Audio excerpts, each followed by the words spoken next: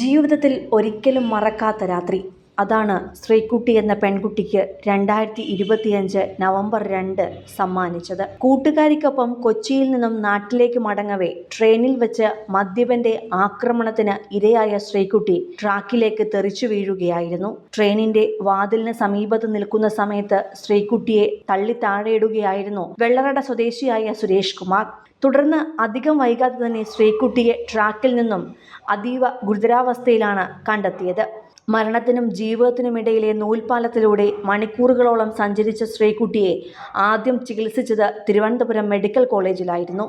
ഇതിന് പിന്നാലെയാണ് വിദഗ്ധ ചികിത്സയ്ക്കായി 1.5 മാസങ്ങൾക്കിപ്പുറം ശ്രീകുട്ടിയെ കൊച്ചിയിലെ അമൃത ആശുപത്രിയിലേക്ക് മാറ്റിയത്. തലച്ചോറിന് ക്ഷതമേൽക്കുകയും തോളലിന് പൊട്ടലുമുണ്ടായിരുന്നു. ഇപ്പോഴിതാ വീണ്ടും 1.5 മാസത്തോളം നീണ്ട ചികിത്സയ്ക്കൊടുവിൽ ശ്രീകുട്ടി പുറം ലോകത്തേക്ക് എത്തിയിരിക്കുകയാണ്. തുടർന്ന് കണ്ണീരോടെയാണ് വീട്ടുജോലിക്കാരിയായ ശ്രീകുട്ടിയുടെ അമ്മ പ്രതികരിച്ചത്. മകളെ പഴയതുപോലെ തിരികെ ലഭിച്ചു. ഇനി നടന്നുകൂടി കണ്ടാൽ മതി. ഞങ്ങളെയൊക്കെ തിരിച്ചറിഞ്ഞു. ഡോക്ടേഴ്സിന് നന്ദി പറയുന്നു. സംസാരിച്ചു തുടങ്ങിയിട്ടുണ്ട്. 1 മാസം കൊണ്ട് നടക്കാൻ കഴിയും. വളരെയധികം സന്തോഷം. കയ്യിൽ ഒരു ശസ്ത്രക്രിയ പറഞ്ഞിട്ടുണ്ട്. ഇപ്പോൾ മലപ്പുറത്ത് ആയുർവേദ ആശുപത്രിയിലേക്കാണ് കൊണ്ടുപോകുന്നത്. മെന്റൽ ട്രോമയിൽ നിന്ന് ശ്രീകുട്ടി മറികടന്നു. ചികിത്സ സൗജന്യമായിരുന്നു. നഷ്ടപരിഹാരത്തിനായി അപേക്ഷ നൽകാനുള്ള ഒരുക്കത്തിലാണ് ആ അമ്മ ഇപ്പോൾ. തിരുവനന്തപുരം മെഡിക്കൽ കോളേജിലെ ചികിത്സയ്ക്ക് ശേഷം ഡിസംബർ 25-ാം തീയതിയാണ് ശ്രീകുട്ടിയെ അമൃത ആശുപത്രിയിൽ പ്രവേശിപ്പിച്ചത്.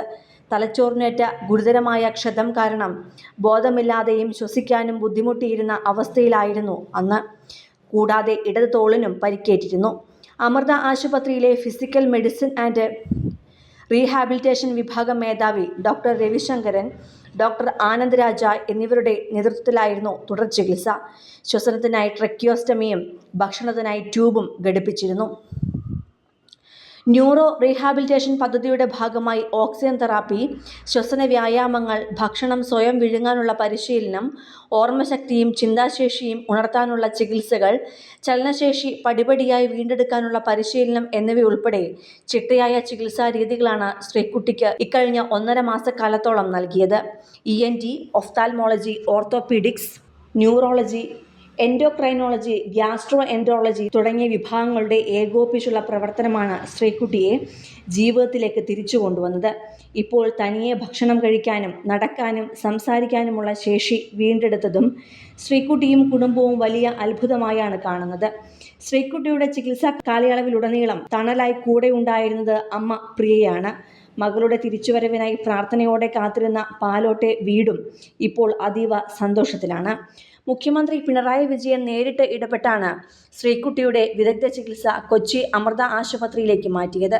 മാതാ അമൃതാനന്ദമയി മഠമാണ് ചികിത്സാ ചെലവുകൾ പൂർണ്ണമായും ഏറ്റെടുത്തത്. ലക്ഷക്കണക്കിന് രൂപ ചെലവ് വരുന്ന വിദഗ്ധ ചികിത്സ സൗജന്യമായാണ് മഠം ലഭ്യമാക്കിയത്.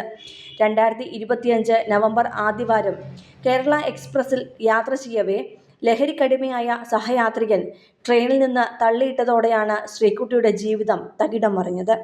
എന്നാൽ തളരാത്ത പോരാട്ട വീര്യവുമായി ഇന്ന് അവൾ തൻ്റെ പ്രിയപ്പെട്ട പാലോട്ടെ വീട്ടിലേക്ക് മടങ്ങുകയായിരുന്നു. സിനിമ, ഫാഷൻ, ലൈഫ് സ്റ്റൈൽ വാർത്തകൾക്കായി മലയാളി ലൈഫ് സബ്സ്ക്രൈബ് ചെയ്യൂ. ലേറ്റസ്റ്റ് അപ്ഡേറ്റ്സിനായി ബെൽ ബട്ടണും അമർത്തുക.